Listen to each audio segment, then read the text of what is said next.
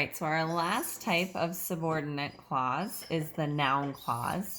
And so your noun clause is going to act as any noun in the sentence of the independent clause. The nice thing is if you were successful diagramming gerunds, noun clauses should be super simple because they're diagrammed very similarly. So this is if your noun clause maybe would act as a subject of our independent clause. Your noun clause is going to go up on chicken feet like this, okay? And so you'll have the subject. It's very important that the chicken feet has to connect to the verb of the subordinate clause.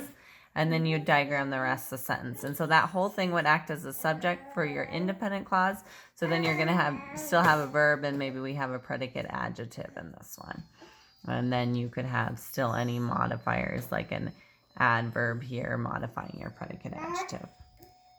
Okay, and it's going to be diagrammed like this no matter where it acts in the sentence, just like a gerund would. So it can act as a subject, direct object, predicate nominative, indirect object, object complement.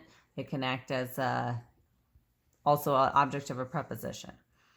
Okay, so whatever tools you need can be found at Ace Hardware. Okay, so whatever tools you need acts as a subject of our sentence, and that is our subordinate clause. So we have tools. We have you. And you need what? Tools. Okay, and so which tools? Whatever tools, right? And so whatever is describing the tools. Make sure you capitalize it so you can read your sentence back. And then you have your chicken feet connected to the verb. And then can be found, the verb of our independent clause. And where can it be found? We have a prepositional phrase at Ace Hardware. And so then if you're reading this sentence back, start with your capitalized words. So whatever tools you need can be found at Ace Hardware. Okay.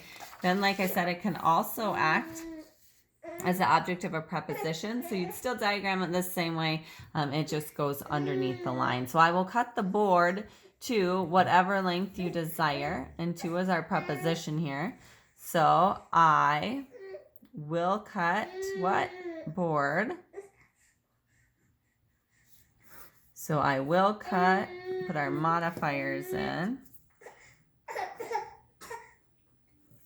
And it's being cut to, and then our object of our preposition, whatever length you desire. And we have you, desire what? Length. And then which length? Whatever length. So then again here we know to read with the capitalization, I will cut the board to whatever length you desire.